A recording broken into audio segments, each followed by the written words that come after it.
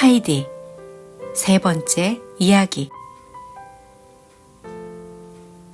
새로운 시작, 새로운 것들. 프랑크푸르트에 사는 제제만 씨의 아픈 딸 클라라는 하루 종일 휠체어에 앉아 생활했다. 방을 옮겨 다닐 때도 늘 누군가 휠체어를 밀어줘야 했다. 클라라는 지금 커다란 식당 옆에 있는 서재에 있었다. 방 안에 있는 여러 가지 물건들 덕에 방 분위기가 아늑했고 사람들이 자주 이용하는 방이라는 것도 알 수 있었다. 유리 문이 달린 크고 멋있는 책장을 보면 그 방이 서재라는 사실과 다리를 못 쓰는 어린 클라라가 날마다 수업을 받는 곳이 바로 그 방이라는 사실을 쉽게 짐작할 수 있었다. 클라라의 얼굴은 갸름하고 창백했다. 클라라의 파란 눈은 오늘따라 유난히 천천히 가는 커다란 벽시계를 향하고 있었다. 평소 안다라는 법이 거의 없는 클라라가 초조한 목소리로 다그쳐 물었다. 아직도 멀었어요?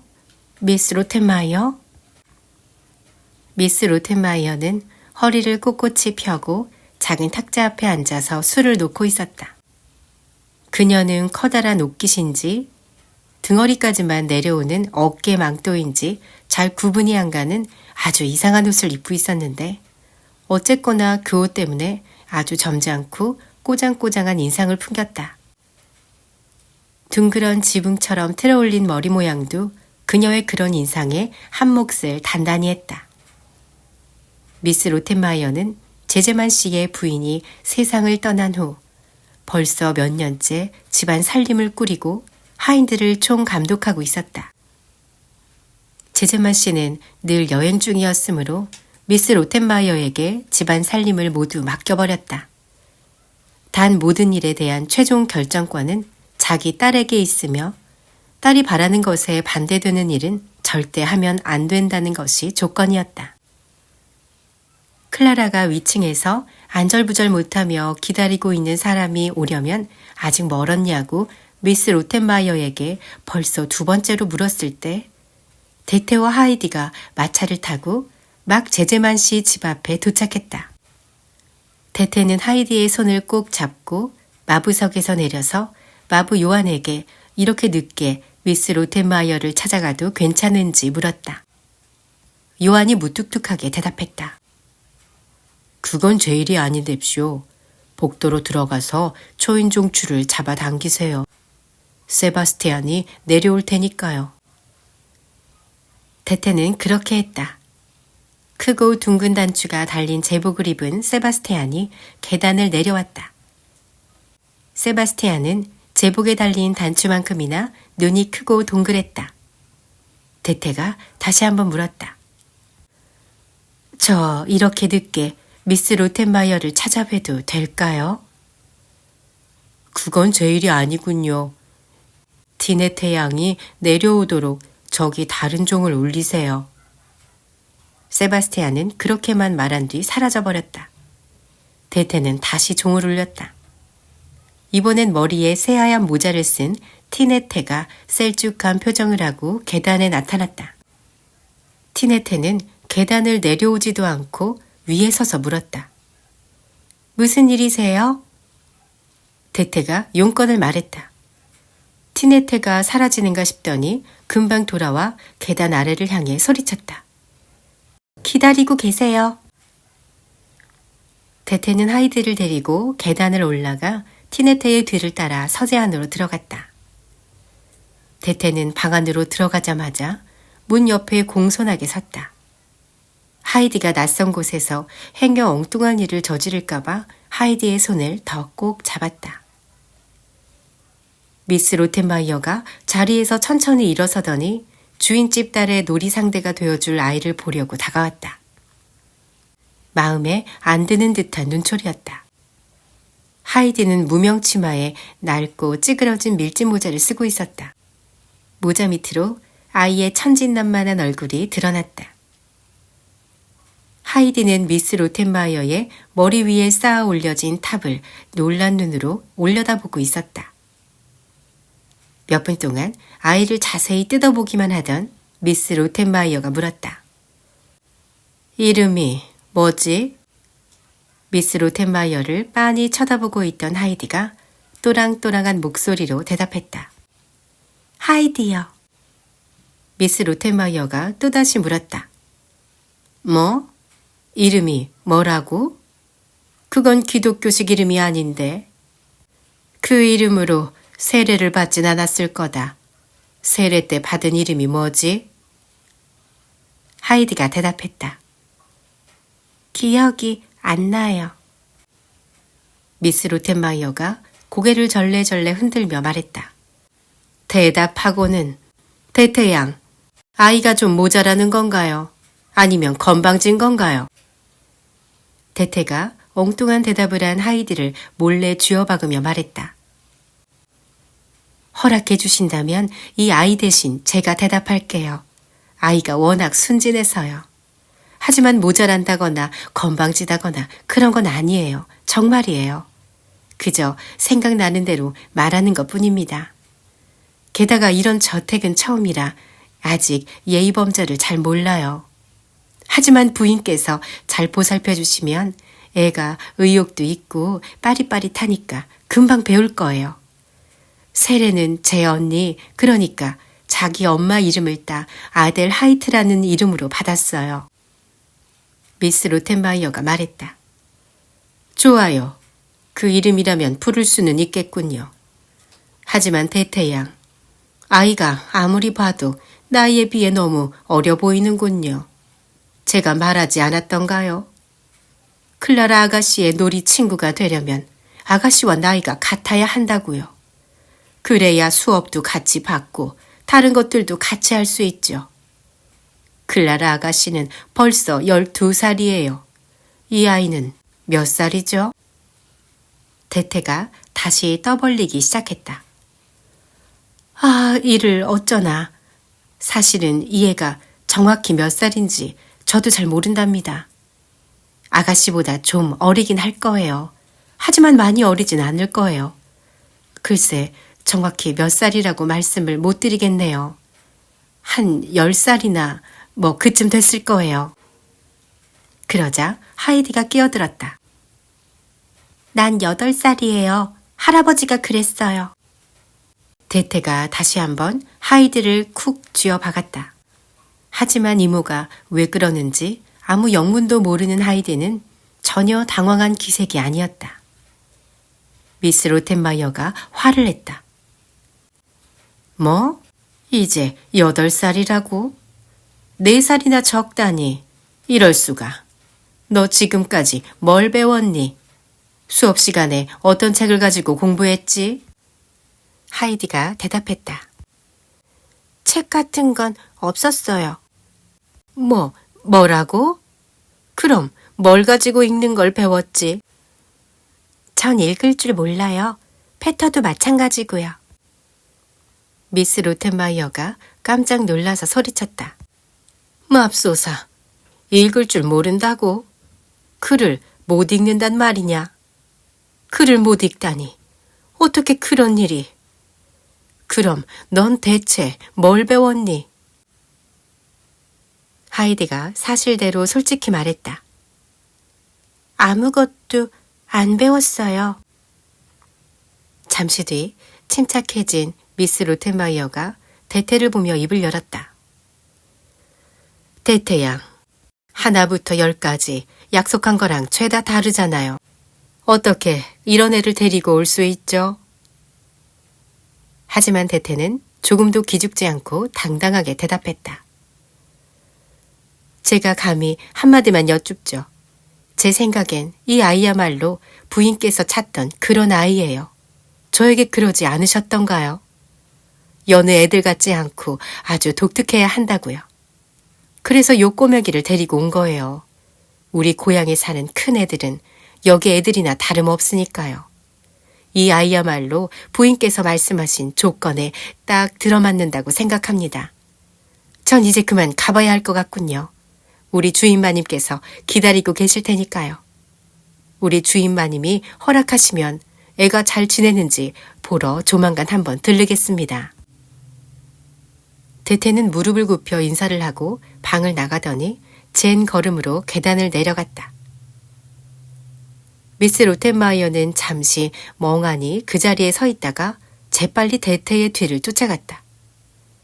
아이가 정말로 이 집에 남게 된다면, 아니 아이가 이 집에 남아버린 이상, 그리고 미스 로텐마이어도 눈치챘듯이 이 아이의 이모가 아이의 아이를 이 집에 맡기기로 작정하고 온 이상 아이의 이모와 확실히 해두어야 할 이야기들이 한두 가지가 아니라는 사실을 뒤늦게 깨달은 것이다. 하이드는 한 발짝도 떼지 않고 여전히 문가에 서 있었다. 휠체어에 앉은 채 이제껏 일어난 일들을 묵묵히 지켜보고 있던 클라라가 하이드에게 손짓을 하며 말을 건넸다. 이리 와봐. 하이드가 휠체어 쪽으로 다가갔다. 클라라가 물었다. 넌 하이드라고 부르는 게 좋니? 아니면 아델하이트라고 부르는 게 좋니? 하이드가 대답했다. 내 이름은 하이드야. 다른 이름은 없어. 클라라가 말했다. 좋아. 그럼 나도 하이드라고 부를게. 너한테 어울리는 이름 같아. 아직까지 그런 이름을 들어본 적은 없지만 말이야. 그리고 너처럼 생긴 아이도 처음 봤어. 넌 머리가 늘 그렇게 짧고 곱슬거렸니? 하이드가 대답했다.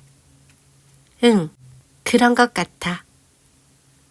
클라라가 계속해서 물었다. 너 프랑크푸르트에 오고 싶었니? 아니, 난 내일 할머니한테 드릴 하얀 빵을 가지고 다시 집에 갈 거야. 클라라가 말했다.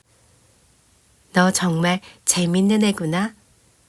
여기서 살면서 나랑 같이 수업도 듣고 그러라고 널 일부러 프랑크푸르트까지 데리고 온 거란 말이야.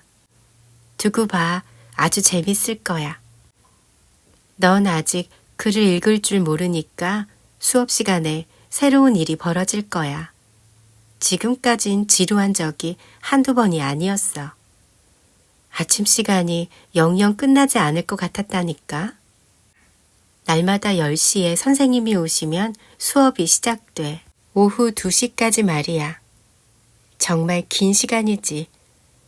선생님도 갑자기 눈이 나빠진 사람처럼 어떨 땐 책을 얼굴에 바짝 갖다 대신단다. 하지만 하품하는 걸 책으로 가리려고 그러시는 것뿐이야. 미스 로텐마이어는 또 어떤 줄 아니?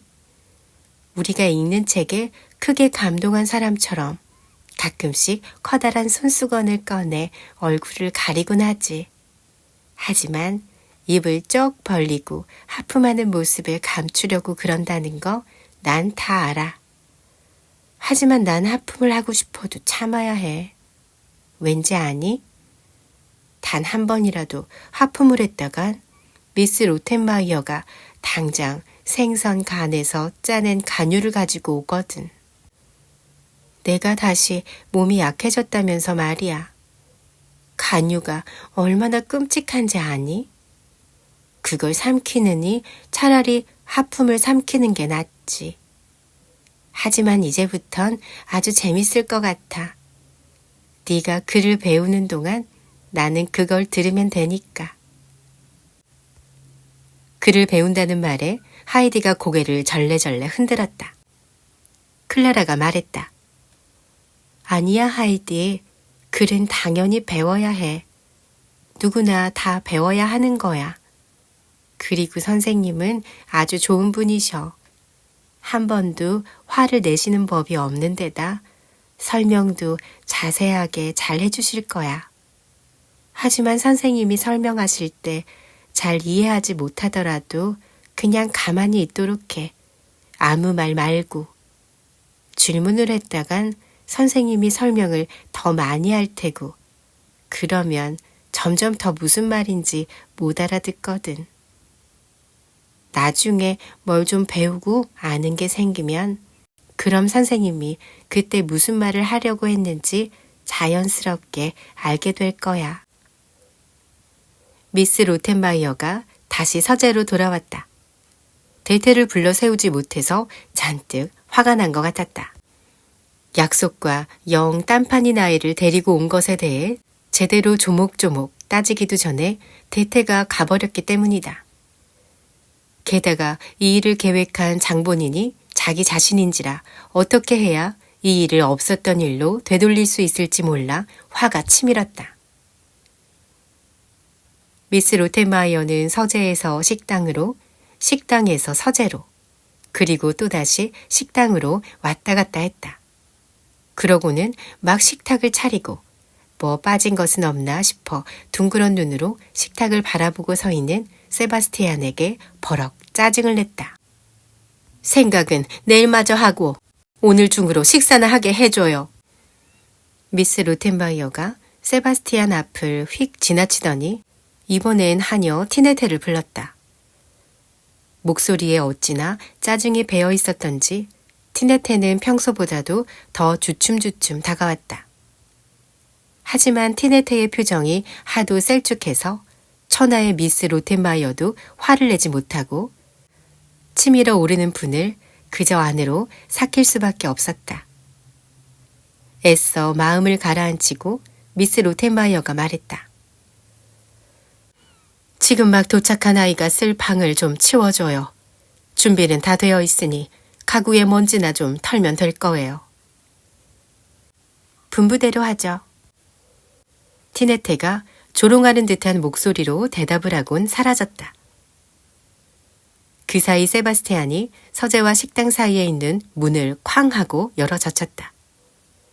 미스 로텐마이어 때문에 기분이 나빴지만 감히 말대꾸를 할 수는 없었기 때문이다. 세바스티안은 마음을 가라앉히고 휠체어를 식당으로 밀고 오기 위해 서재로 들어갔다.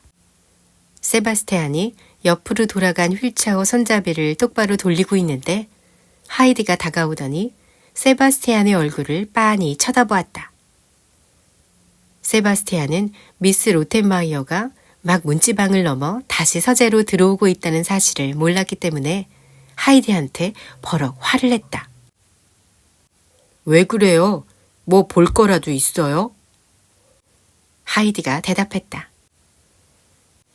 아저씨는 염소치기 패터랑 똑같이 생겼어. 미스 로텐마이어가 놀란 나머지 엉겹결에 손뼉을 치며 신음소리를 냈다. 이럴 수가. 하인한테 친구 대하듯 하다니. 도대체 기본이 없는 애야, 기본이. 세바스티안이 휠체어를 식당으로 밀고 와 클라라를 식탁 의자에 옮겨 앉혔다. 클라라의 옆자리에 앉은 미스 로텐마이어가 하이디에게 맞은편에 가 앉으라고 손짓을 했다. 식탁엔 세 사람밖에 없었으므로 빈자리가 많았다. 세 사람이 멀찌감치 떨어져 앉은 덕에 세바스티안은 여유 있게 음식 그릇을 들고 식사를 권할 수 있었다. 하이디의 접시 옆에는 맛있어 보이는 하얀 빵이 놓여 있었다. 빵을 바라보는 하이디의 눈이 기쁨으로 반짝거렸다. 세바스티안이 페터와 닮아서인지 하이디는 세바스티안을 믿는 눈치였다. 하이디는 꿀먹은 벙어리처럼 조용히 앉아서 아무것도 만지지 않고 얌전히 앉아 있었다. 세바스티안이 다가와 구운 생선을 권하자 대뜸 흰 빵을 가리키며 이렇게 물었다. 나 이거 가져도 돼? 세바스티안이 견눈질로 미스 로텐마이어를 흘끗거리며 고개를 끄덕였다. 세바스티안은 하이디의 이 뜬금없는 질문에 미스 로텐마이어가 어떤 반응을 보일지 궁금했다. 하이디는 재빨리 흰 빵을 집어 제 주머니 안에 넣었다. 세바스티안은 웃음을 참느라 얼굴이 일그러졌다. 세바스티안은 어떤 경우에도 웃음을 터뜨려서는 안 된다는 사실을 잘 알고 있었기 때문에 아무 말 없이 하이디 옆에 꼼짝 않고 서 있었다. 입을 열어서도 안 되고 하이디가 음식을 덜어갈 때까진 자리를 떠나서도 안 되기 때문이었다. 하이디는 영문을 모르겠다는 얼굴로 세바스티안을 쳐다보다가 이렇게 물었다. 이것도 먹어? 세바스티안이 고개를 끄덕였다. 그럼 그 그릇 좀 이리 내려놔줘. 하이디는 음식을 덜 생각을 안 하고 가만히 제 접시만 내려다보고 있었다. 세바스티안의 표정이 점점 더 심각하게 변하면서 음식 그릇을 받치고 있는 손에 힘이 빠져 덜덜 떨리기 시작했다. 미스 로텐마이어가 엄한 표정으로 말했다. 그릇을 식탁 위에 내려놓고 조금 있다가 다시 오도록 해요. 세바스티안이 당장 사라졌다. 그러자 미스 로텐바이어가 한숨을 내쉬며 말했다. 아델라이트, 너한테 뭐가 됐건 기초부터 가르쳐야겠구나. 우선 식사 예절부터 시작하겠다. 그러고 나서 미스 로텐마이어는 하이디가 어떻게 해야 하는지 아주 정확하고 자세하게 시범을 보였다. 자, 또 한 가지 특별히 명심할 것은 식탁에선 절대로 세바스티안하고 말을 해서는 안 된다. 물론 평소에도 뭔가 시킬 일이 있다거나 물어볼 말이 있을 때 말곤 이야기를 해서는 안 돼.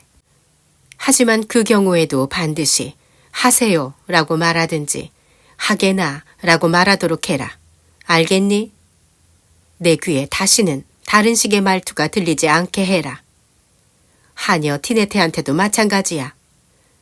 나한텐 다른 사람들이 하는 것처럼 하면 되고 클라라 아가씨를 어떻게 불러야 할진 아가씨가 직접 결정을 하겠지. 클라라가 말했다. 당연히 그냥 클라라예요. 하지만 지켜야 할 규칙은 그게 다가 아니었다. 아침에 일어나서 어떻게 해야 하는지, 잠을 자러 갈 때, 방에 들어설 때와 나갈 때, 문을 닫을 때 어떻게 해야 하는지 등등 지켜야 할 규칙들이 하도 많아서 하이디는 그만 스르르 눈이 감겼다. 새벽 5시에 일어나 길고 긴 여행을 했으니 무리도 아니었다. 하이디는 의자 등받이에 기댄 채 잠이 들어버렸다. 한참 후 설교를 끝낸 미스 로텐마이어가 다시 확인을 했다.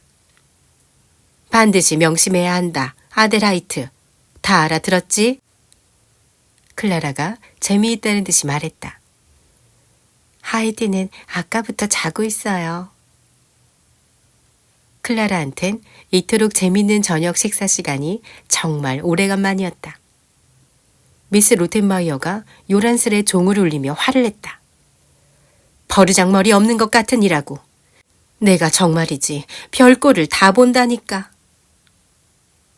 티네테와 세바스티안이 둘 다 헐레벌떡 달려올 정도로 종소리가 요란했지만 그 소리도 하이디를 깨우진 못했다. 간신히 제 방으로 데려갈 정도로만 잠을 깨우는 것도 여간 힘든 일이 아니었다.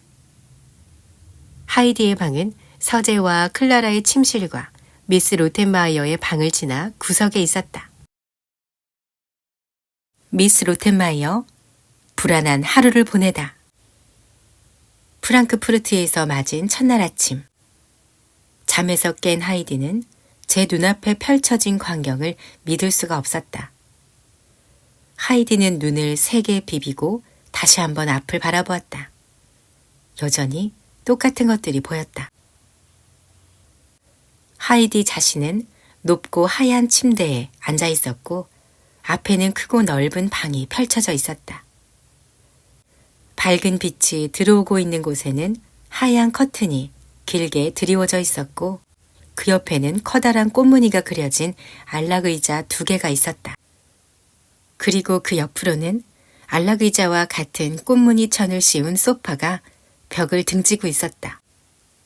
소파 앞에는 둥근 탁자가 그리고 구석에는 세면대가 있었는데 그 위에는 하이디가 난생 처음 보는 물건들이 놓여 있었다. 순간 하이디는 자기가 프랑크푸르트에 와 있다는 것을 깨달으면서 어제 겪었던 일들을 떠올렸다. 잠들기 전까지 들었던 미스 로텐마이어의 주의사항들도 모두 생각났다.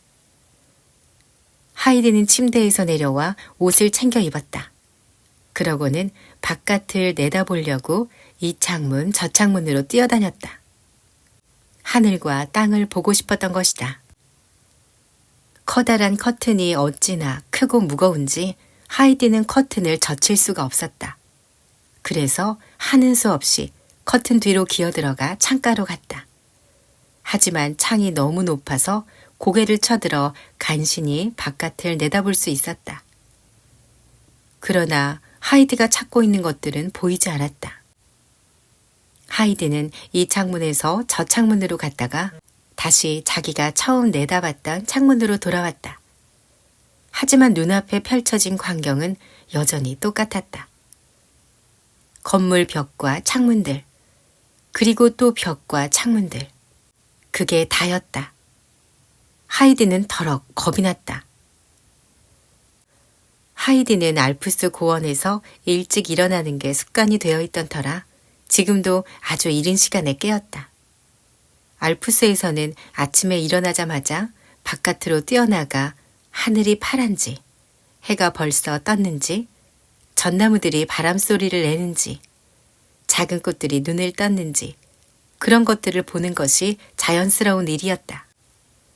난생 처음 반짝반짝 빛나는 예쁜 새장에 갇힌 작은 새가 새장 안을 파닥파닥 날며 행여 자유로운 바깥세계로 도망칠 구멍이 있나 싶어 새장 창살을 여기저기 쪼아보는 것처럼 하이디도 창문을 열 수 있을까 싶어 이리저리 뛰어다녔다. 벽과 창들 말고 뭔가 다른 것들을 볼 수 있을 거라고 생각했기 때문이다. 분명 땅도 있고 녹색 풀도 자라고 산 비탈에는 아직 채 녹지 않은 눈도 좀 볼 수 있을 테지. 하이디는 그런 것들이 너무 보고 싶어 못 견딜 것 같았다. 하지만 하이디가 아무리 돌리고 잡아당겨도 꽉 닫힌 창문은 꿈쩍도 하지 않았다. 하이디는 창문을 혹시 위로 들어 올릴 수 있을까 싶어 창틀 밑으로 손가락을 집어넣으려고 했지만 소용없는 짓이었다. 한참 후에야 하이디도 그것을 깨닫고 창문 여는 일을 포기했다. 대신 바깥으로 나가 집 뒤로 돌아가면 풀밭이 나오지 않을까 싶었다. 어제 저녁 이곳으로 오는 길에 집 앞은 죄다 돌로 포장되어 있는 것을 보았기 때문이다. 그때 방문 두드리는 소리가 들리는가 싶더니 티네테가 고개를 들이밀고 짧게 말했다. 아침 식사 준비됐어요. 하이디는 그 말이 아침을 먹으러 오라는 말이라고는 생각지도 못했다. 게다가 자기를 귀찮게 굴지 말라는 경고가 분명히 담긴 티네테의 셀쭉한 표정 때문에 감히 무슨 말이냐고 물어볼 수도 없었다. 하이디는 티네테의 얼굴에서 그것을 분명히 읽었고 자기가 이해한 대로 행동했다. 하이디는 탁자 밑에서 작은 발판을 꺼내 구석으로 가지고 간 뒤 그 위에 앉아서 꿀먹은 벙어리처럼 조용히 무슨 일이 벌어지나 기다렸다.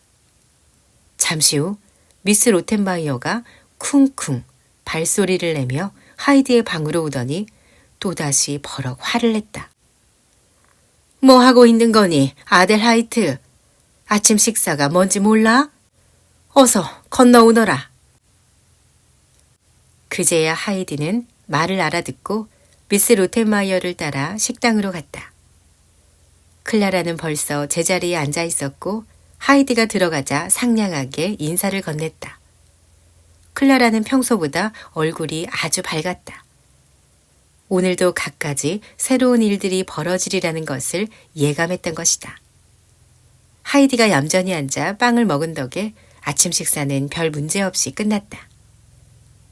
식사를 마치자 클라라는 다시 서재로 옮겨졌고 하이디도 미스 로텐마이어의 지시에 따라 선생이 와서 수업을 시작할 때까지 클라라의 곁에 머물렀다. 서재에 클라라와 둘만 남게 되자 하이디가 얼른 물었다. 이 집에서는 어떻게 해야 저 아래 땅바닥까지 볼 수 있어? 클라라가 재미있다는 듯이 대답했다. 창문을 열고 내려다보면 되지. 하이디가 슬픈 표정으로 말했다. 창문이 안 열리는걸. 클라라가 자신있게 말했다. 무슨 소리야? 열 수 있어. 네가 못 여는 거야. 그렇지만 나도 도와줄 수가 없구나.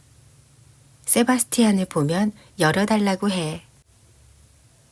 방에 있을 때부터 이제까지 내내 감옥에 갇힌 기분이던 하이디는 창문을 열고 바깥을 내다볼 수 있다는 말에 마음이 놓였다. 클라라가 하이디의 집에 대해 이것저것 물었다. 하이디는 신이 나서 알프스 고원과 염소, 방목지, 그리고 자기가 좋아하는 것들에 대해 조잘조잘 이야기했다.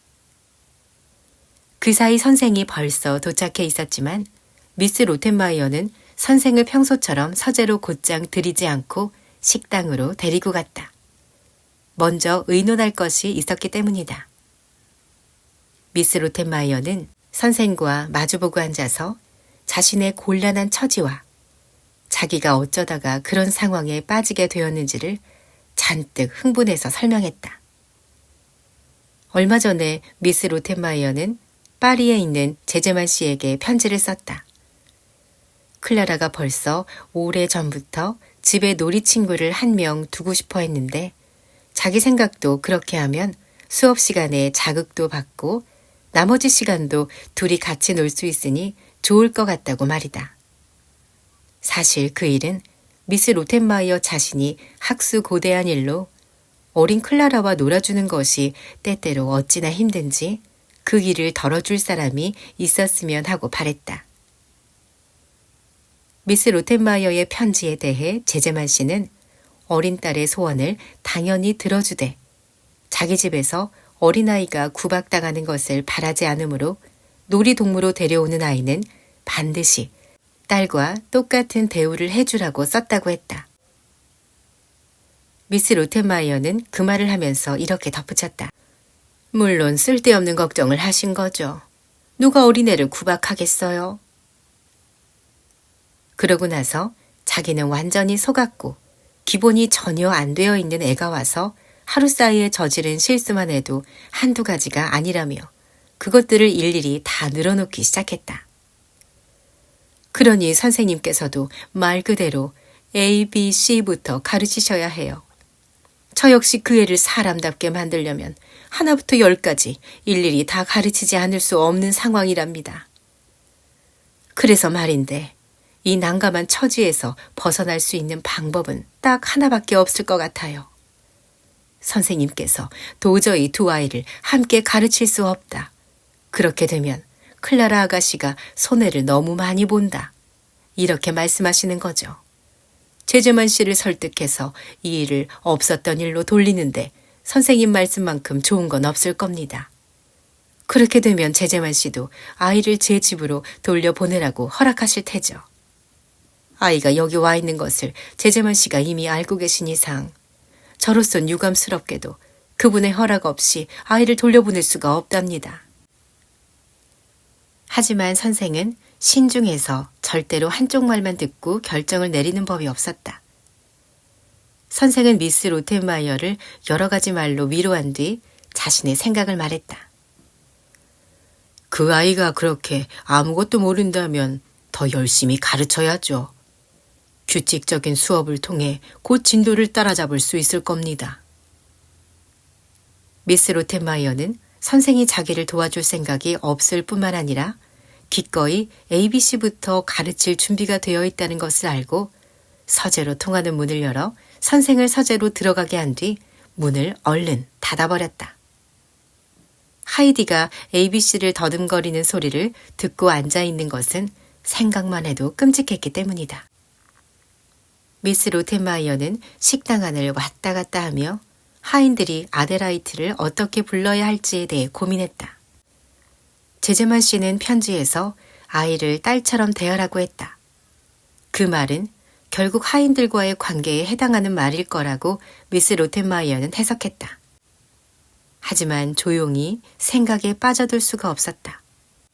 얼마 안가 서재에서 와당탕 물건들 떨어지는 소리가 나더니 세바스티안을 부르는 소리가 들렸기 때문이다. 미스 로텐마이어가 급하게 서재로 달려나갔다.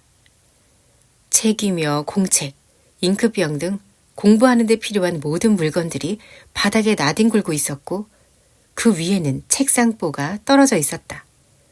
그리고 그 아래론 시커먼 잉크가 강물처럼 방바닥으로 흘러내리고 있었다. 하이디는 어디로 사라졌는지 보이지 않았다. 미스 로텐마이어가 버럭 소리를 질렀다. 네, 이럴 줄 알았다니까. 양탄자며 책이며 바느질 바구니며 죄다 잉크 투성이네. 아직까지 이런 일은 한 번도 없었는데. 다 그 말썽꾸러기 탓이야. 안 봐도 뻔하다고. 선생이 멍하니 서서 난장판이 된 방을 내려다보고 있었다. 제 아무리 사물의 양면을 모두 볼 줄 아는 선생이었지만 이번만큼은 선생의 눈에도 단 한 가지 면, 즉 지극히 당혹스러운 면밖에 보이지 않았다. 반면 클라라는 재미있어하는 표정으로 뜻밖의 일어난 사건과 그 결과를 지켜보고 있었다. 클라라가 말했다. 맞아요. 하이디가 그랬어요. 하지만 일부러 그런 건 아니니 벌을 주시면 안 돼요. 너무 급하게 뛰어나가려다 책상보까지 끌고 가버렸지 뭐예요. 그래서 물건들이 다 바닥으로 떨어진 거예요.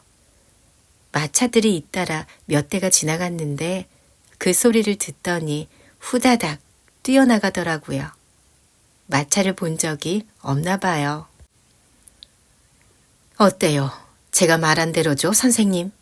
기본이 안 되느라고 제가 그랬잖아요. 수업이 뭔지도 모르고 수업 시간에 조용히 앉아서 선생님이 하시는 말씀을 잘 들어야 하는 것도 모른다니까요. 그나저나 이 말썽꾸러긴 대체 어디로 간 거야? 도망갔으면 어쩌나. 제즈만 씨가 야단치실 텐데. 미스 로텐마이어가 서재 밖으로 뛰어나가더니 급하게 계단을 내려갔다. 하이디는 열린 현관문 앞에 서서 어리둥절한 표정으로 거리 위쪽과 아래쪽을 살펴보고 있었다. 미스 로텐마이어가 아이에게 소리를 질렀다. 무슨 짓이니? 대체 무슨 짓을 한 거야? 감히 도망을 치다니. 하이디가 말했다. 전나무가 바람에 휘휘 흔들리는 소리를 들었어요. 하지만 나무가 어디 있는지 모르겠어요. 소리도 더 이상 안 들리고요. 그러곤 실망스러운 표정으로 마차 굴러가는 소리가 들려온 쪽을 바라보았다. 하이디의 귀에는 그 소리가 바람에 전나무가 흔들리는 소리로 들려서 너무 기쁜 나머지 소리가 난 곳으로 뛰어나온 것이었다. 전나무라니, 지금 우리가 숲속에 있는 줄 아니? 그런 엉뚱한 생각을 하다니. 당장 올라가서 네가 무슨 짓을 저질렀는지 직접 봐라. 미스 로텐마이어는 휙 돌아서서 계단을 올라가 버렸다. 미스 로텐마이어의 뒤를 따라 서재로 들어온 하이디는 난장판이 되어버린 방을 보고 놀라 눈이 휘둥그레졌다. 전나무가 바람에 흔들리는 소리가 들리자 기뻐서 급하게 뛰어나가는 바람에 책상볼을 끌고 간 것도 몰랐던 것이다. 미스 로텐마이어가 바닥을 가리키며 말했다. 이번 딱 한 번뿐이다. 다시는 이런 짓을 저지르지 마라. 알겠니? 공부할 땐 얌전히 의자에 앉아서 귀를 기울여야 돼. 네가 스스로 그렇게 못하겠다면 너를 의자에 꽁꽁 묶어 놓을 거야. 알아들었니? 하이디가 대답했다. 네, 이제 얌전히 앉아 있을게요. 하이디는 그제야 수업 시간에 조용히 앉아 있는 것이 하나의 규칙이라는 것을 알았다. 세바스티안과 티네테가 방을 치우려고 들어왔다. 더 이상 수업을 할 수 없었기 때문에 선생은 그만 돌아가는 수밖에 없었다. 오늘 수업 시간은 하품할 새도 없이 지나가 버렸다. 클라라는 오후에 쉬어야 했기 때문에 하이디는 그 시간에 무엇을 할 건지 스스로 결정해야 했다. 미스 로텐마이어가 아침에 그렇게 일러두었던 것이다. 점심 식사가 끝난 뒤 클라라가 자기 방 소파에 눕자 미스 로텐마이어도 제 방으로 물러갔다. 하이디는 이제 자기가 하고 싶은 일을 해도 좋은 시간이 되었다는 것을 눈치챘다. 안 그래도 머릿속에서 뭔가를 계획하고 있던 터라 이 시간이 오기를 얼마나 손꼽아 기다렸는지 모른다. 하지만 누군가의 도움이 필요했다. 그래서 자기를 도와줄 사람을 붙잡으려고 식당 앞 복도에 나와 서 있었다. 아니나 다를까 얼마 안 있어 세바스티안이 커다란 차 쟁반을 손에 들고 계단을 올라왔다. 부엌에 있던 은그릇들을 식당 장식장에 다시 넣어두려고 온 것이다. 세바스티안이 계단을 다 올라오자 하이디가 달려가 아주 또랑또랑한 목소리로 물었다. 하세요가 좋아? 하게나가 좋아? 세바스티안은 두 눈이 휘둥그레지더니 조금 퉁명스럽게 되물었다. 무슨 말씀이세요, 아가씨? 하이디는 자기가 아침에 잉크를 바닥에 엎질러서 세바스티안이 화가 났나 보다 생각하고 미안한 목소리로 얼른 이렇게 덧붙였다. 뭐 좀 물어보려고 그러는 거야. 하지만 오늘 아침처럼 나쁜 일은 아니야. 세바스티안은 여전히 퉁명스러운 목소리로 대답했다. 그럼 왜 하세요가 좋으냐, 하게나가 좋으냐고 묻는 거죠? 그것부터 좀 알아야겠어요. 하이디가 말했다. 그래야 하니까. 미스 로텐마이어가 나더러 그렇게 말해야 한다고 그랬거든. 세바스티안이 어찌나 크게 웃음을 터뜨리던지 하이디는 놀라서 세바스티안을 쳐다보았다. 자기가 별로 재밌는 말을 한 것 같지 않았기 때문이었다. 하지만 미스 로텐마이어가 하이디에게 무슨 말을 했는지 금세 알아차린 세바스티안은 키득거리며 그제야 상냥하게 말했다. 좋아요, 아가씨. 계속 말해보세요. 이번엔 하이디가 약간 기분이 나빠하며 말했다. 내 이름은 아가씨가 아니야. 난 하이디라고. 하이디. 세바스티안이 차근차근 설명했다. 저도 알아요. 하지만 아가씨께 명령을 내린 분이 아가씨라고 불러야 한다고 그랬어요. 미스 로텐마이어가 하는 말엔 복종하는 수밖에 없다는 것을 알게 된 하이디가 포기했다. 그래? 그럼 난 이제부터 아가씨일 수밖에 없겠네. 그러고는 한숨을 푹 내쉬며 이렇게 덧붙였다. 난 이름이 벌써 3개야. 세바스티안이 식당으로 들어가 은그릇들을 장식장 안에 넣으며 물었다. 그런데 저한테 뭘 물어보려고 하셨어요, 꼬마 아가씨? 세바스티안, 창문을 어떻게 열어?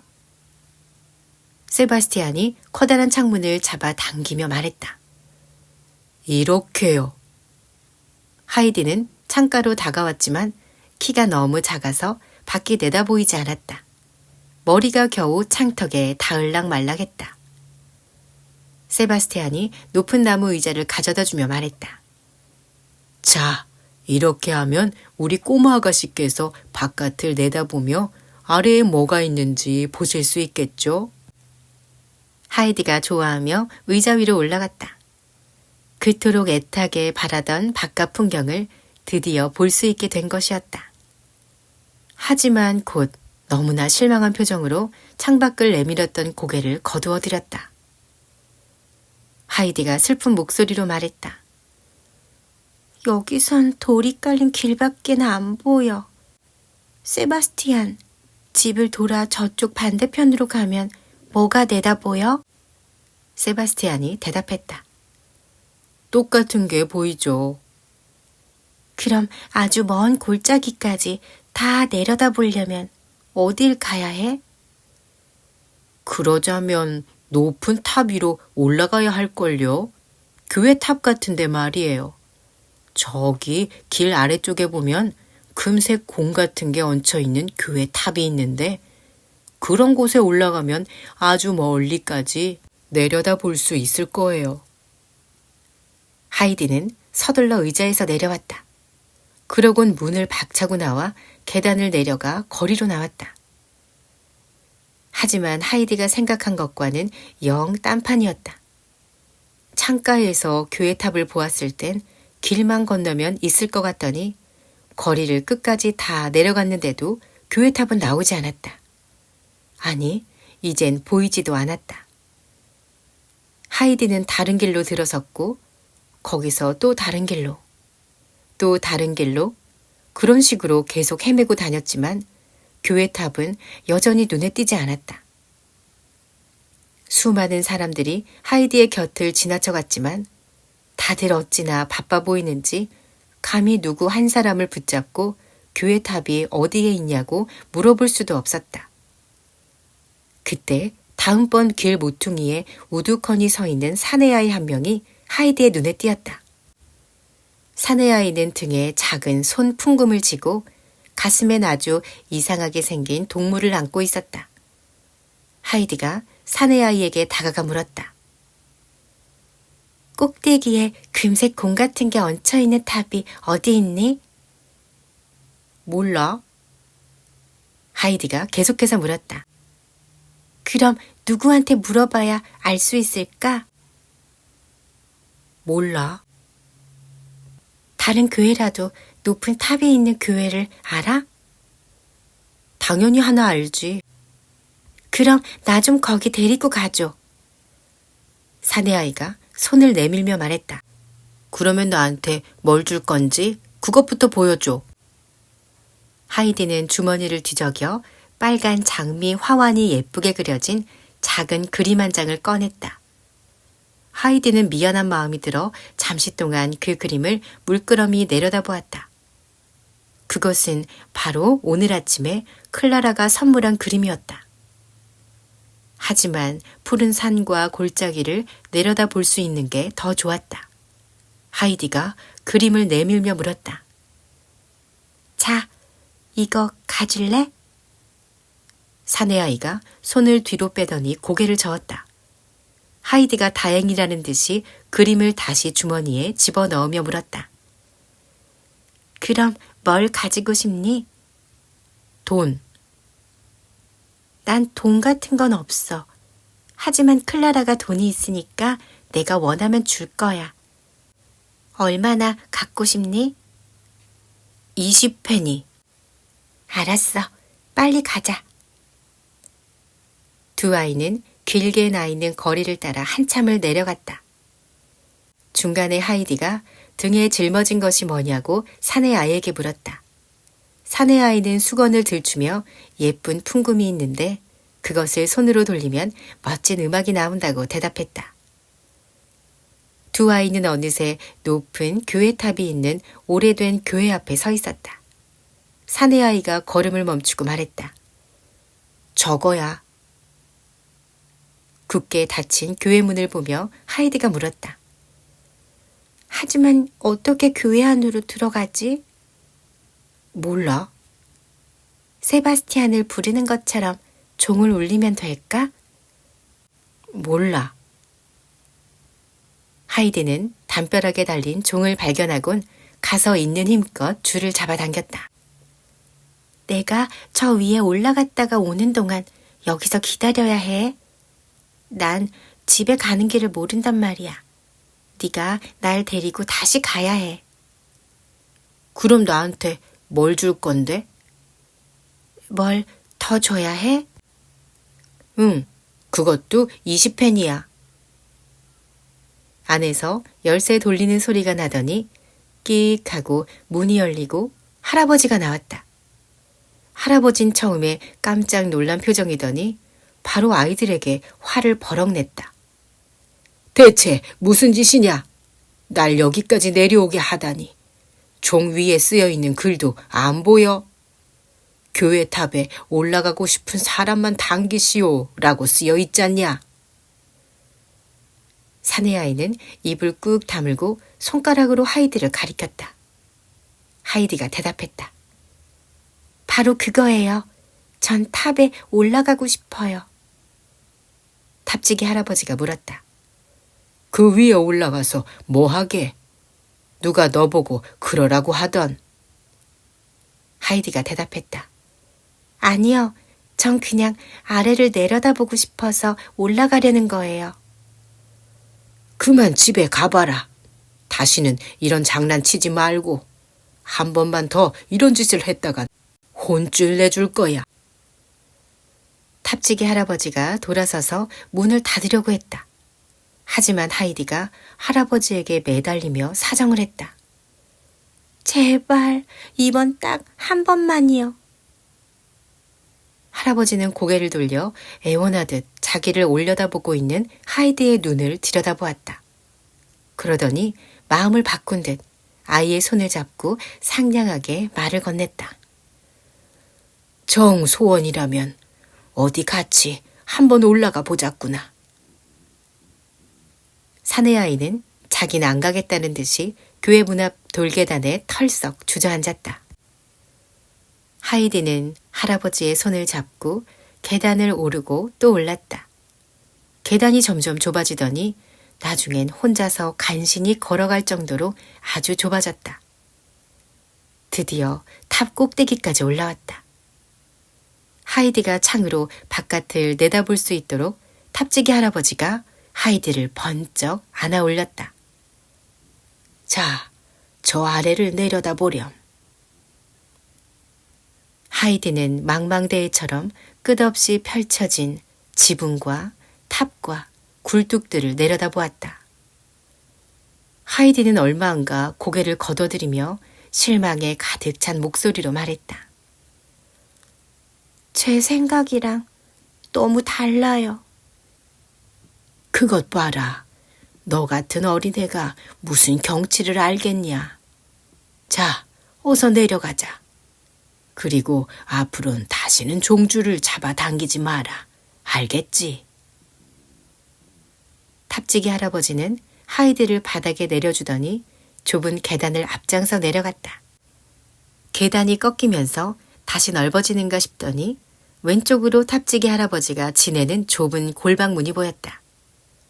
문 앞 계단참은 비스듬한 지붕 아래까지 쭉 이어져 있었다. 바로 그곳. 계단참 뒤쪽 깊숙이 커다란 바구니 하나가 놓여 있었다. 바구니 앞에는 커다란 회색 고양이 한 마리가 앉아서 이를 드러내고 사납게 그르렁댔다. 바구니 안에 새끼들이 있었기 때문이다. 지나가는 사람들한테 자기들을 건드리지 말라고 경고하고 있었다. 하이디는 그 자리에 멈춰 서서 놀란 눈으로 회색 고양이를 바라보았다. 그렇게 큰 고양이는 이제껏 한 번도 본 적이 없었다. 교회 탑이 워낙 오래돼서 쥐들이 득실거리는 덕분에 날마다 생쥐 5-6마리쯤 사냥하는 것은 고양이한테 누워서 떡먹기였다. 하이디가 놀라는 것을 보고 탑지기 할아버지가 말했다. 이리 와라. 내가 같이 있으면 아무 짓도 안 할 거야. 고양이 새끼들 좀 구경할래? 하이디가 바구니 쪽으로 다가갔다. 입에서 탄성이 연거푸 흘러나왔다. 우와, 귀여워. 너무너무 예뻐요. 하이디는 연신 탄성을 지르며 7-8마리쯤 되는 새끼 고양이들이 보여주는 어설픈 몸짓과 뜀박질을 하나도 놓치지 않으려고 바구니 둘레를 빙빙 돌았다.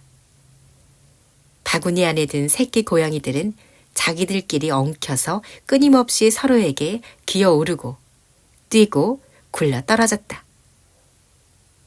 좋아서 이리저리 뛰어다니는 하이디를 빙그레 웃으며 바라보던 탑지기 할아버지가 물었다. 한 마리 가질래? 하이디가 놀라 물었다. 자기에게 찾아온 행운이 도무지 믿기지 않는다는 투였다. 저요? 아주 가져도 돼요? 그럼 물론이고 말고 더 가지고 싶으면 몇 마리 더 가져가도 된다. 집에 키울 만한 데가 있거든 다 가져가도 좋고. 탑지기 할아버지는 새끼 고양이들을 해치지 않고도 모두 처리하게 돼서 좋기만 했다. 하이디는 뛸 듯이 기뻤다. 그 큰 집에 새끼 고양이 키울 곳이야 널렸을 테지. 게다가 클라라가 이 귀여운 새끼 고양이들을 보면 깜짝 놀랄 거야. 클라라가 얼마나 좋아할까? 하이디가 물었다. 하지만 이것들을 어떻게 가져가죠? 하이디가 새끼 고양이들을 집어 올리려고 했다. 순간 커다란 어미 고양이가 하이디의 팔로 달려들며 사납게 우는 바람에 하이디는 기겁을 하고 뒤로 물러났다. 탑지기 할아버지가 어미 고양이를 달래려고 고양이 등을 쓰다듬어주며 말했다. 내가 가져다 주마. 어디 사는지만 말하렴. 늙은 어미 고양이는 벌써 여러 해째 탑 안에 살며 노인과 친구처럼 지내는 사이였다. 하이디가 대답했다. 제제만 씨 저택이요. 금처럼 번쩍거리는 개의 머리가 문에 달려 있어요. 개 입엔 둥근 고리가 물려 있고요. 할아버지는 수십 년 동안 탑지기를 해왔기 때문에 시내에 있는 집이란 집은 죄다 알고 있었다. 그래서 그렇게 자세히 설명할 필요가 없었다. 게다가 탑지기 노인은 세바스티안과 오래전부터 잘 아는 사이였다. 탑지기 할아버지가 말했다. 그래, 나도 안다. 그런데 누구한테 주는 거라고 말해야 하지? 누구를 찾을까? 내 보기에 넌 제재만 씨네 가족은 아닌 것 같은데. 네, 아니에요. 하지만 클라라한테 주는 거라고 하세요. 새끼 고양이들을 보면 틀림없이 좋아할 거예요.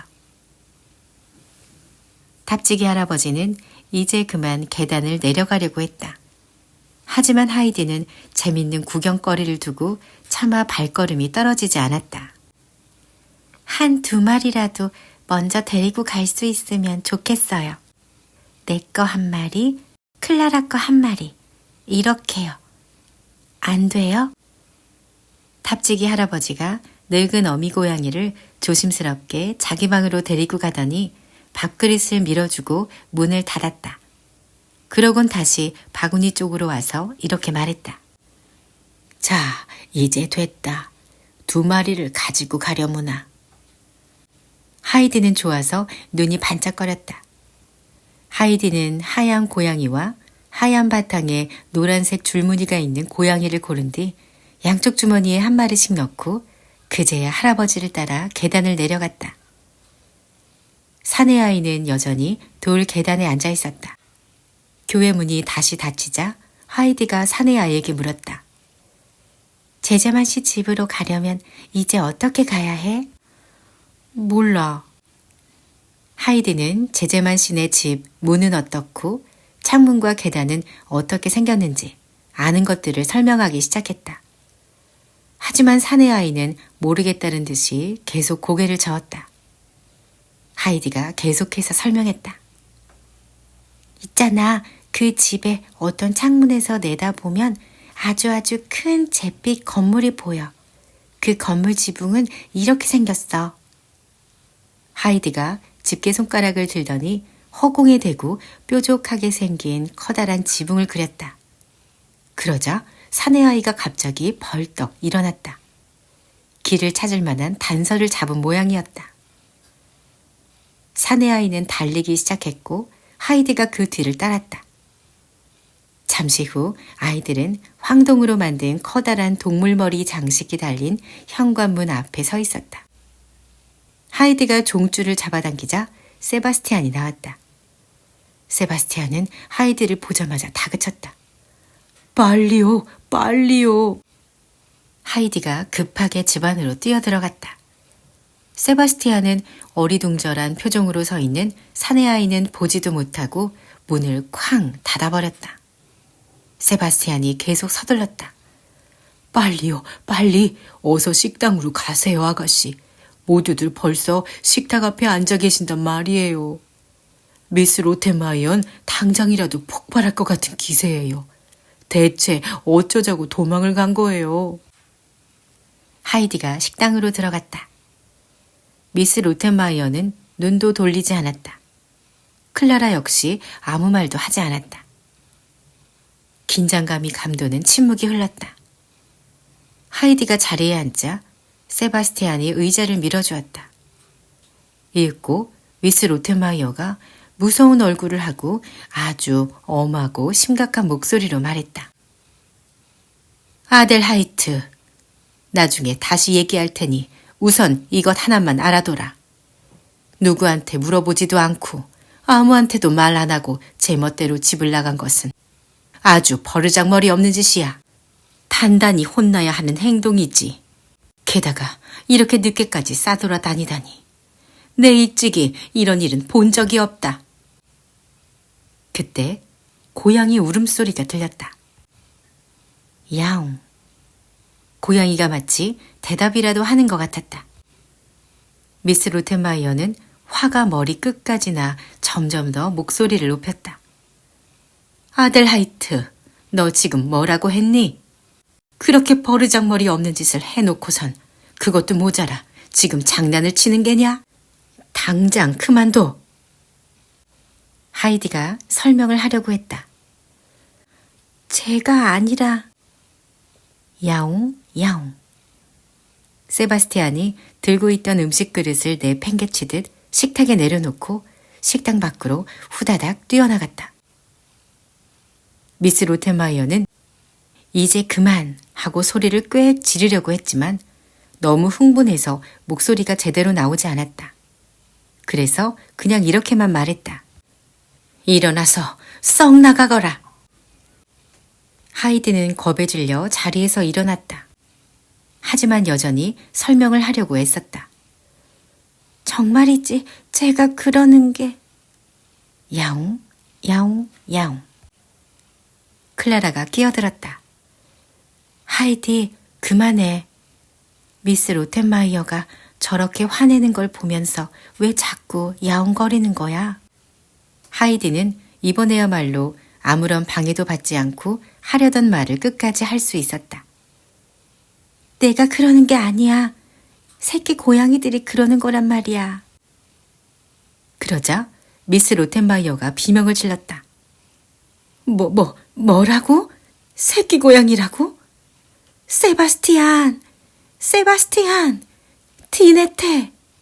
어서 그 징그러운 짐승들을 빨리 찾아내! 빨리 갖다 버리라고!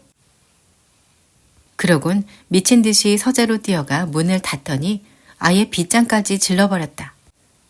그도 그럴 것이 미스 로텐마이어가 세상에서 가장 무서워하는 동물이 바로 새끼 고양이였던 것이다. 문 바깥에 서 있던 세바스티안은 배꼽을 잡고 웃어댔다.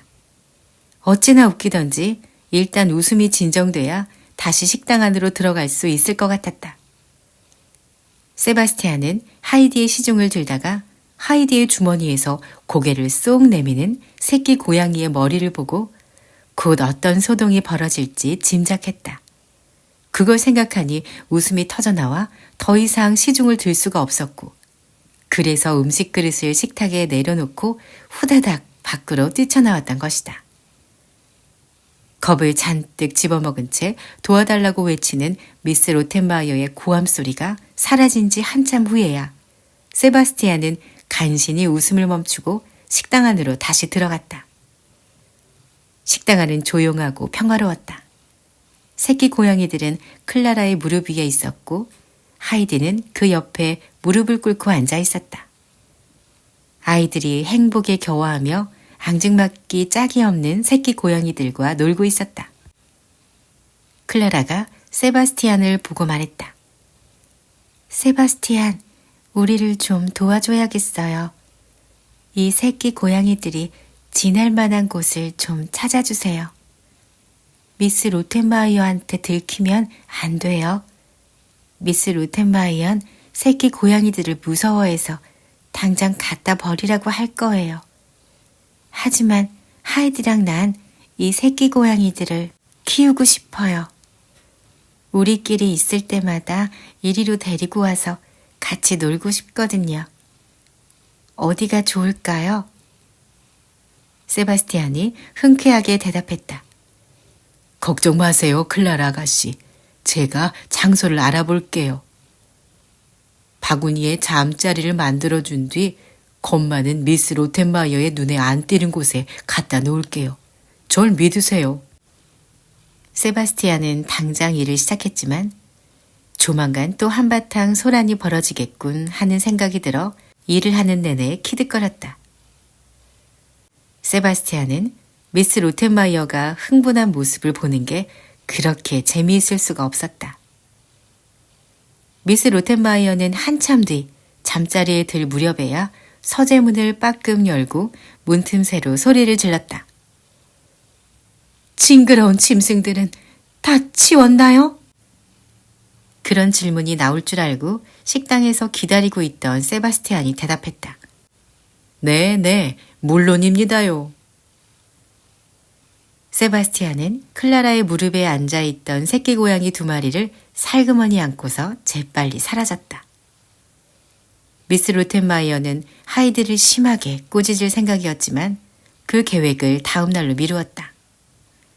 하이드가 잇따라 저지른 실수들 때문에 그날 하루 종일 어찌나 흥분하고 화나고 놀랐던지 미스 로텐마이어는 녹초가 되어버렸다.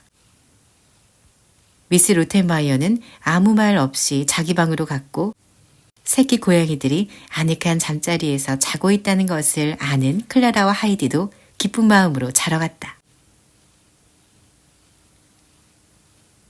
끊이지 않는 사건들. 다음 날 아침 세바스티안이 선생을 막 서재로 모셔다 드리고 있을 때 현관에서 또다시 요란한 종소리가 들렸다. 어찌나 요란스레 종줄을 잡아당기는지 세바스티안은 허겁지겁 계단을 뛰어내려가며 이렇게 생각했다. 이런 제제만 어른이 소식도 없이 갑자기 돌아오신 모양일세. 저렇게 종을 울려댈 사람은 제제만 어른밖에 없으니까 말이야.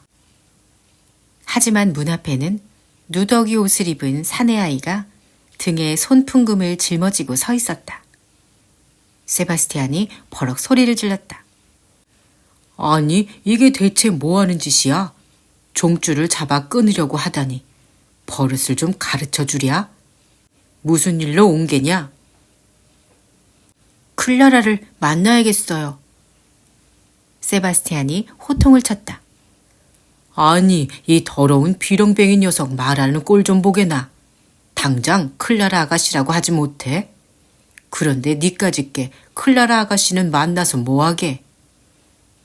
사내아이가 대답했다. 40페니를 받아야 돼요.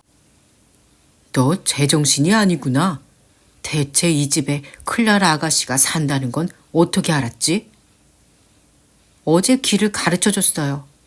가는 길이 20페니, 여기까지 오는 길이 20페니, 그러니까 더해서 모두 40페니죠. 그런 말 같지도 않은 거짓말을 꾸며대다니. 클라라 아가씨는 한 번도 집 밖으로 나간 적이 없어. 걷지 못한다고. 강제로 쫓아내기 전에 얼른 돌아가. 하지만 사내아이는 꿈쩍도 하지 않고 문 앞에 서서 이렇게 말했다. 제가 본 걸요? 어떻게 생겼는지 말해볼까요? 짧고 검은 곱슬머리에 눈도 까맣고 밤색 치마를 입었고 말투가 우리랑 좀 다르죠. 그제야 세바스티안은 사내아이가 누구를 말하는지 눈치채곤 혼자서 키득거렸다. 오호라, 작은 아가씨를 말하는 거군. 또 무슨 일을 저지른 모양이군. 그러곤 사내아이를 집 안으로 들이며 주의를 주었다. 좋아, 날 따라와. 하지만 내가 다시 나올 때까지 방문 앞에서 기다려야 한다. 내가 신호를 보내면 들어가. 방 안으로 들어가자마자 음악을 연주하도록 해라. 아가씨는 음악을 좋아하니까. 세바스티안이 서재문을 두드리자 안에서 들어오라는 소리가 들렸다. 세바스티안이 보고를 했다. 저 웬 사내아이가 클라라 아가씨를 찾아왔어요. 기니 할 말이 있다면서요. 클라라가 뜻밖의 사건에 기뻐하며 대답했다. 어서 들어오라고 하세요. 선생님, 저한테 할 말이 있다니까 그래도 되죠? 사내아이는 세바스티안이 시킨 대로 서재에 들어오자마자 손풍금을 연주하기 시작했다. 하이디가 공부하는 소리를 듣지 않으려고 식당에 앉아 술을 놓고 있던 미스 로텐마이어가 일손을 멈추었다. 길에서 나는 소린가?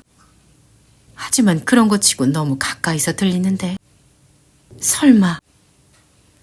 미스 로텐마이어는 긴가민가 하면서도 넓은 식당을 가로질러 서재로 통하는 문을 열었다. 믿을 수가 없었다. 서재 한가운데서 누더기를 입은 사내 아이가 열심히 손풍금을 돌리고 있었다. 선생은 사태를 수습하려고 줄곧 무슨 말인가 하는 것 같았지만 한마디도 알아들을 수가 없었다. 클라라와 하이드는 즐거운 표정으로 음악을 듣고 있었다. 미스 로텐마이어가 서재 안으로 들어서며 소리를 질렀다.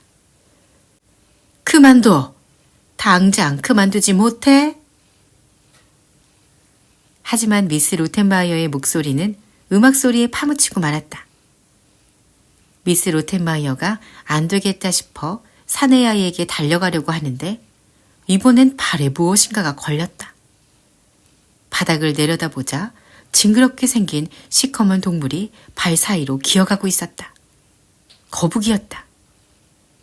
미스 로텐마이어가 몇 년 만에 처음으로 펄쩍 뛰어오르며 있는 힘껏 비명을 질렀다. 세바스티안! 세바스티안! 손풍금을 연주하던 사내 아이가 갑자기 멈추었다. 이번엔 미스 로텐마이어의 목소리가 음악 소리보다 더 컸던 것이다.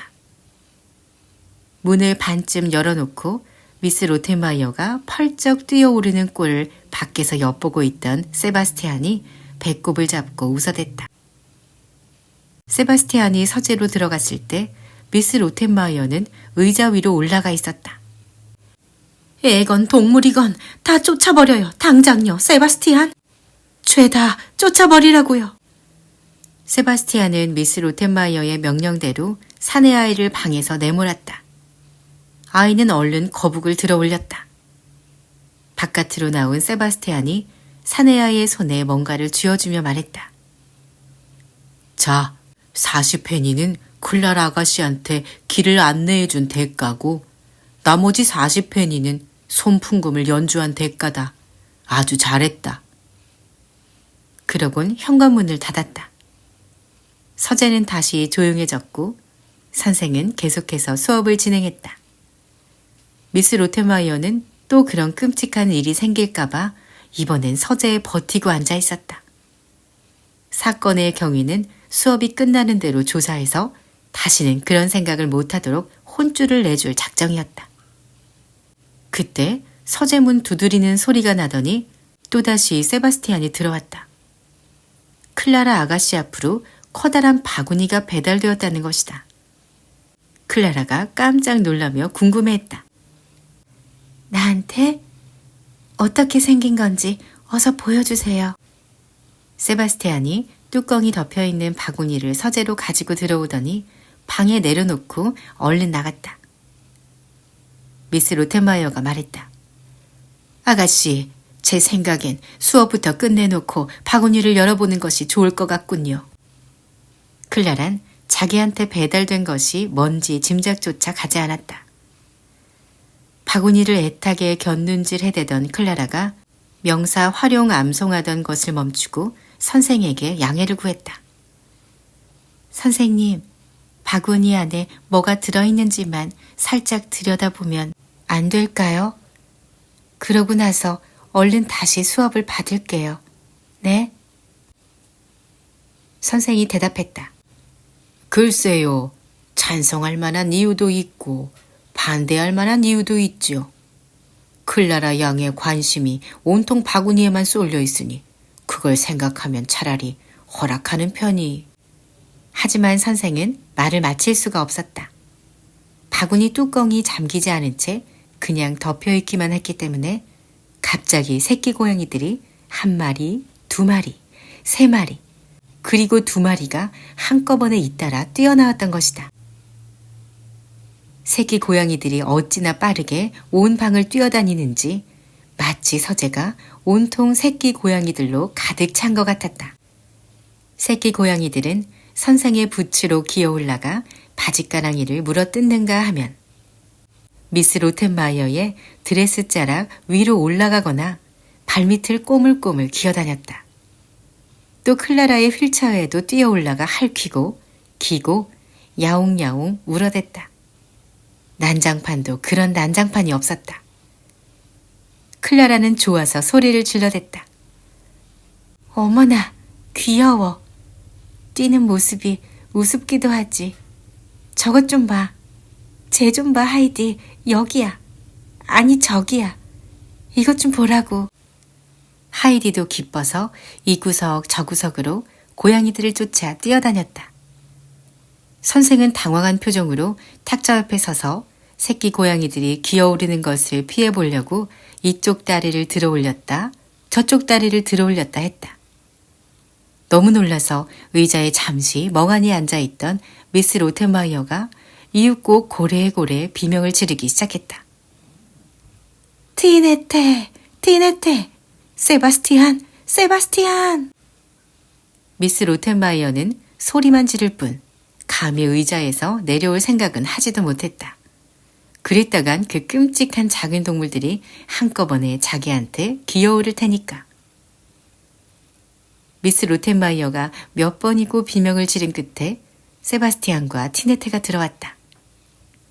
두 사람은 고양이들을 한 마리씩 잡아 바구니에 넣은 다음 전날 데려온 새끼 고양이 2마리를 위해 마련해둔 다락방으로 바구니를 가지고 갔다.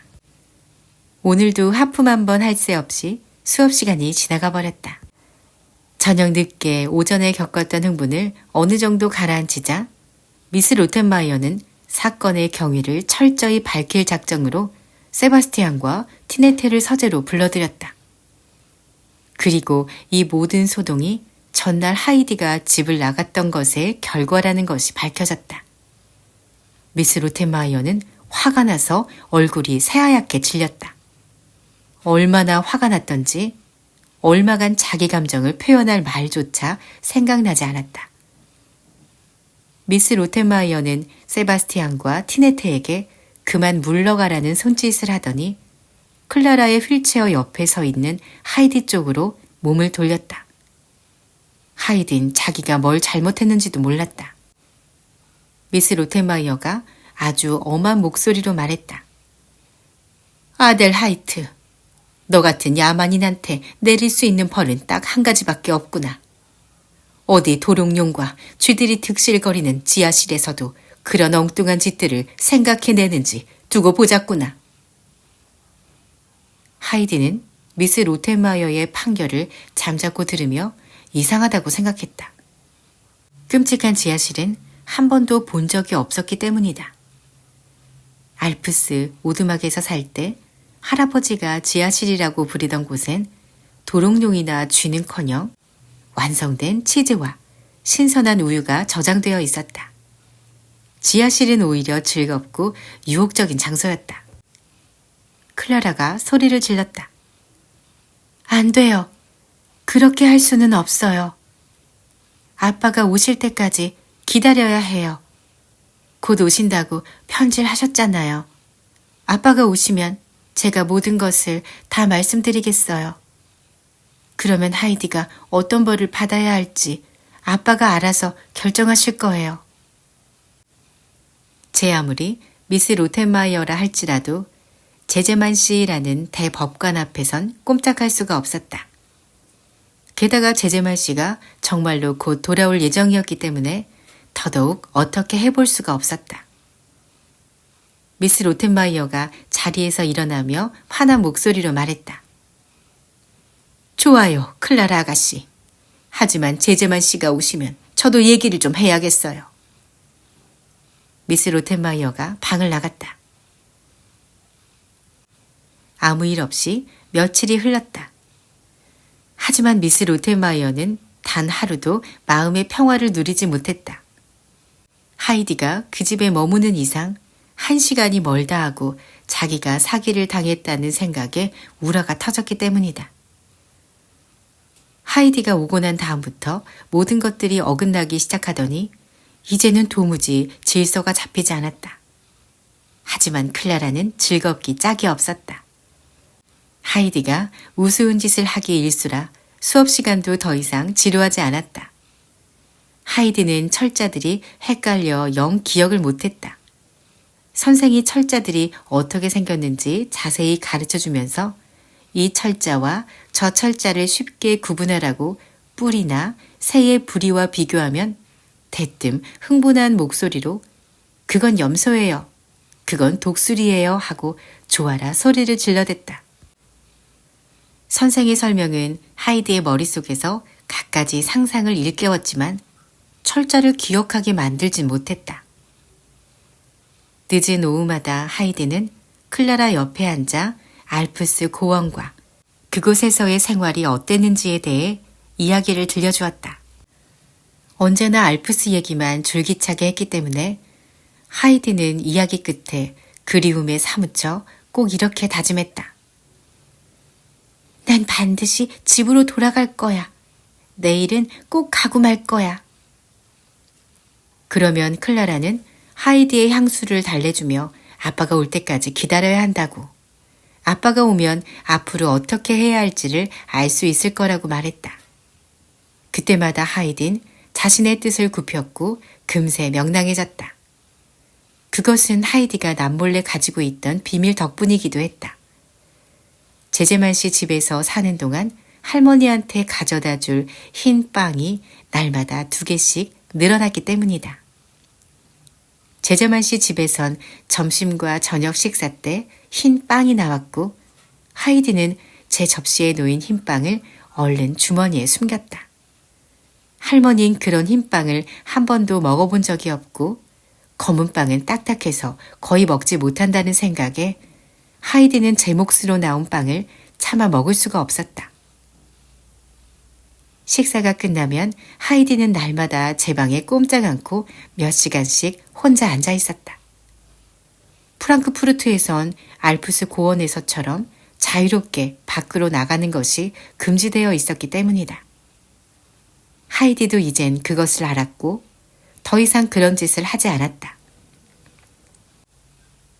식당에서 세바스티안과 대화를 나누는 것도 미스 로텐마이어가 금지시켰고 티네테와 이야기를 나누는 것은 아예 생각조차 하지 않았다.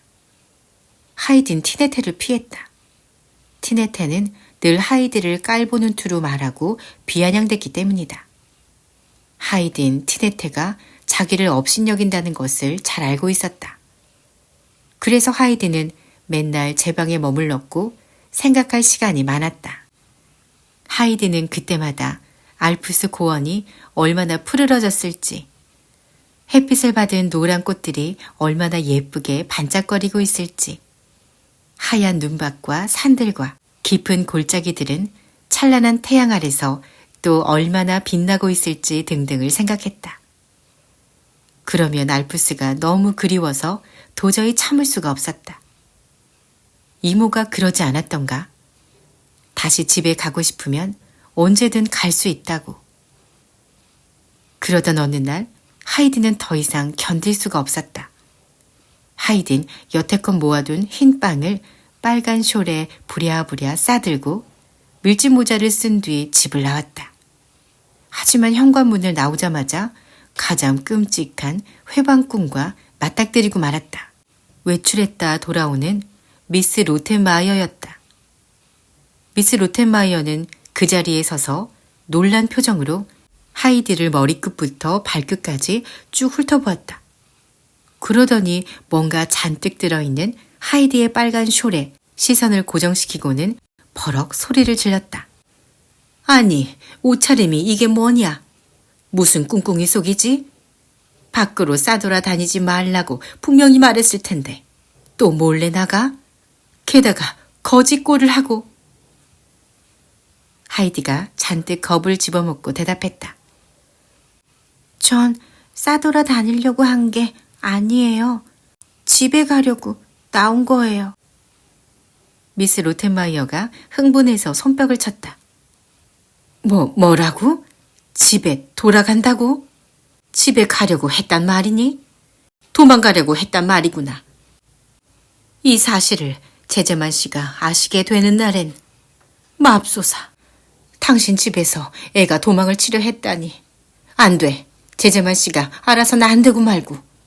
대체 이 집에서 네 마음에 안 드는 게 뭐냐? 분에 넘치는 대우를 받고 있는데 뭐가 부족한 거지? 여태껏 이렇게 좋은 집에서 살아보기를 했니?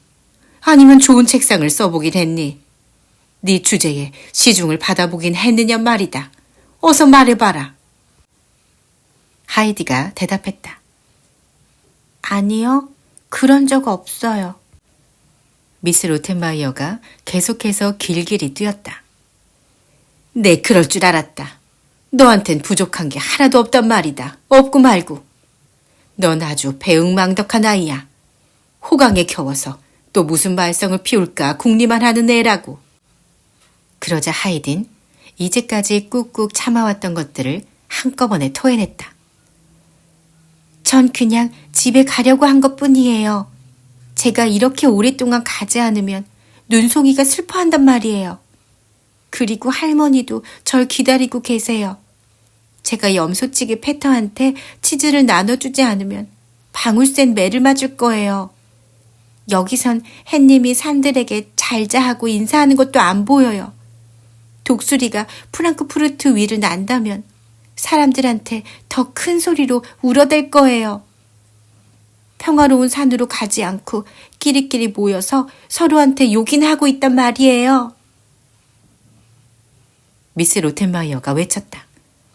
맙소사, 이 애가 완전히 미쳤나 봐. 그러곤 허겁지겁 계단을 올라가다가 마침 밑으로 내려오던 세바스티안과 머리를 쾅 하고 세게 부딪혔다.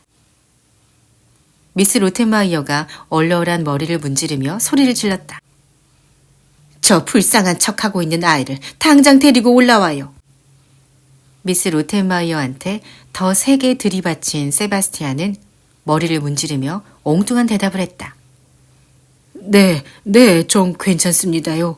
걱정해 주셔서 고맙습니다요. 하이드는 눈을 이글거리며 그 자리에 꼼짝 않고 서 있었다. 어찌나 흥분했던지 온몸이 부들부들 떨렸다. 세바스티안이 재미있다는 듯이 물었다. 또 무슨 말썽을 피우셨어요?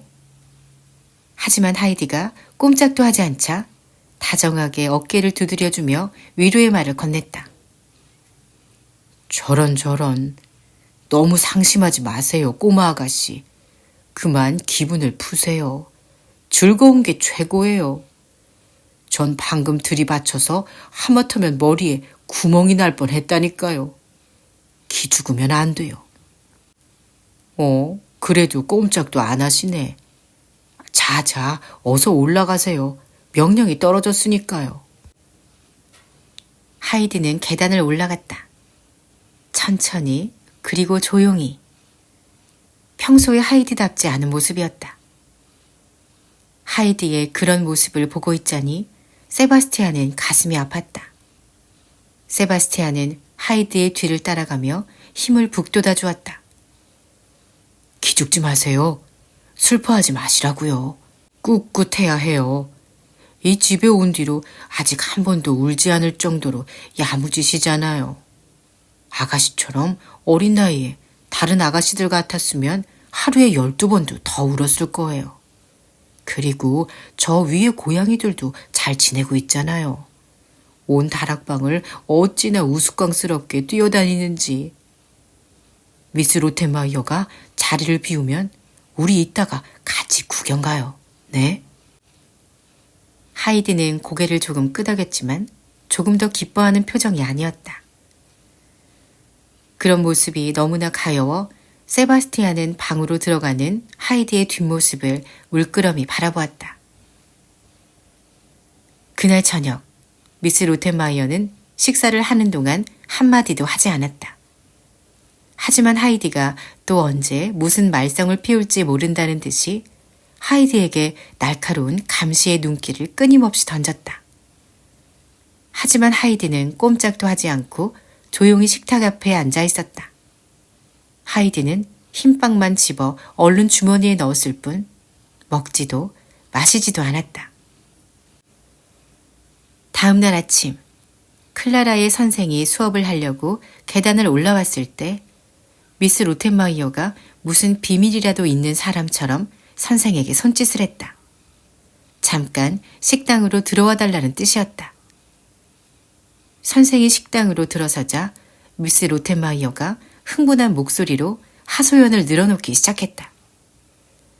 공기도 다르고 사는 방식이나 주위 환경이 바뀌는 바람에 아무래도 애가 정신이 나간 것 같아요. 그러면서 하이디가 도망가려고 했던 것이며 자기한테 대들 때 했던 이상한 이야기들을 생각나는 대로 전했다. 하지만 선생은 하이디가 아주 특별한 것은 사실이지만 정신은 멀쩡하기 때문에 다방면으로 잘 가르치면 머지않아 균형 잡힌 아이가 될 것이며 자기는 지금 그것을 위해 애쓰고 있다는 말로 미스 로텐마이어를 진정시켰다. 그러면서 자기는 하이디가 철자를 깨우치지 못해 만날 ABC에서 맴돌고 있는 상황이 더 걱정된다고 덧붙였다. 미스 로텐마이어는 마음이 조금 놓여서 선생이 서재로 가게 도와주었다. 그러다가 오후 늦게 문득 하이디가 집을 나가려고 했을 때 하고 있던 차림새가 생각났다. 미스 로텐마이어는 제제만 씨가 집에 오기 전에 클라라의 옷가지를 몇 벌 줘서 최소한의 수준은 맞춰놔야겠다고 결심했다. 미스 로텐마이어가 클라라에게 자기의 생각을 말하자 클라라는 좋아하면서 옷이며 목도리며 모자 등등 뭐든지 다 주려고 했다. 미스 로텐마이어는 하이디의 방으로 갔다. 하이디가 가지고 있는 옷 중에서 어떤 것을 버리고 어떤 것을 둘지 볼참이었다. 하지만 하이디의 방에 들어간 지 몇 분도 안 돼 미스 로텐마이어가 진저리를 치며 뛰어나오더니 버럭 고함을 찔렀다. 그게 대체 뭐니, 아들 하이트? 이런 일은 정말 처음 봤다. 옷장에다 옷을 넣어두라고 있는 장롱 밑에다 그런 걸 넣어두다니. 클라라 아가씨, 옷장에 뭐가 있었는지 아세요?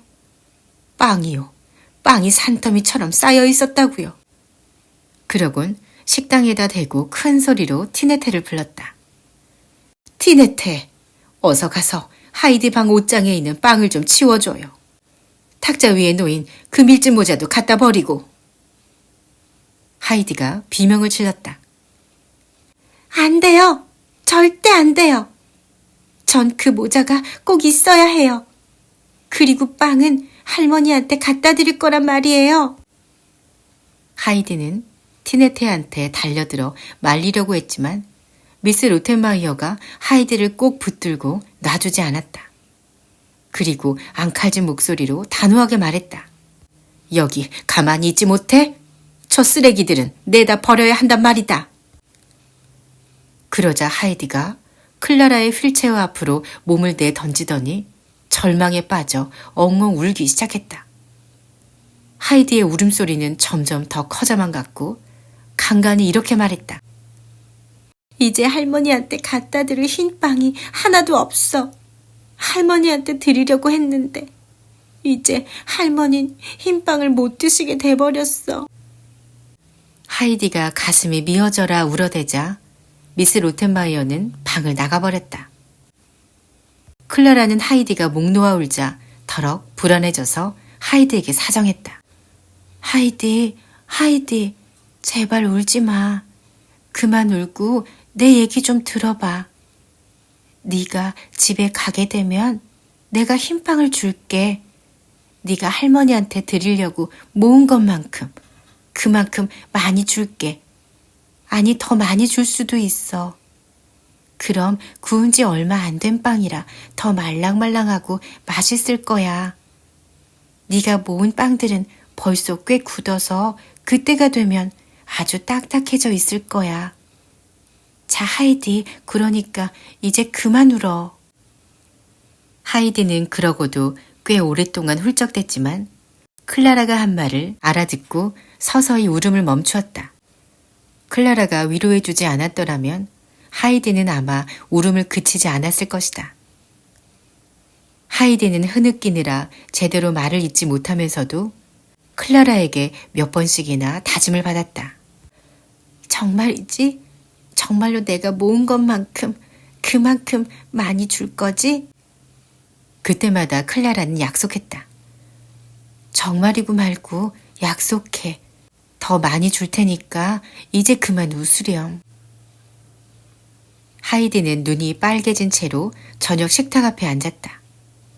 식탁에 차려진 흰 빵을 보니 또다시 목이 메어왔지만 식탁에선 조용히 해야 한다는 것을 이제 너무나 잘 알고 있었기 때문에 북받치는 서러움을 꾹 참았다. 식사 시중을 드는 세바스티안은 그날따라 이상한 손짓을 해댔다. 하이디의 곁에만 오면 자기 머리를 가리켰다가 하이디의 머리를 가리켰다가 고개를 끄덕거리며 눈을 찡긋거렸다. 마치 기분 푸세요. 제가 다 알아서 했으니까요. 하고 말하는 것 같았다. 방으로 돌아와 침대에 누우려던 하이디는 이불 밑에서 찌그러진 밀짚 모자를 발견했다. 하이디가 너무 좋아서 모자를 가슴에 꼭 껴안는 바람에 안 그래도 찌그러진 밀짚 모자가 더 많이 찌그러져 버리고 말았다. 하이디는 모자를 손수건에 잘 싸서 옷장 안쪽에 숨겼다. 하이디의 모자를 이불 밑에 감춰둔 사람은 바로 세바스티안이었다. 미스 로텐마이어가 빵과 모자를 갖다 버리라고 티네테를 불렀을 때 마침 세바스티안도 식당에 있다가 하이디의 울음소리를 들었다. 그래서 얼른 쫓아가 티네테가 빵을 모아 하이디의 방에서 나올 때 이건 내가 치울게 하면서 빵 위에 얹혀있던 밀짚 모자를 잽싸게 낚아챘다. 하이디의 밀짚 모자를 구해서 신이 난 세바스티안은 하이디를 안심시키려고 저녁 식사 내내 그렇게 이상하게 굴었던 것이다.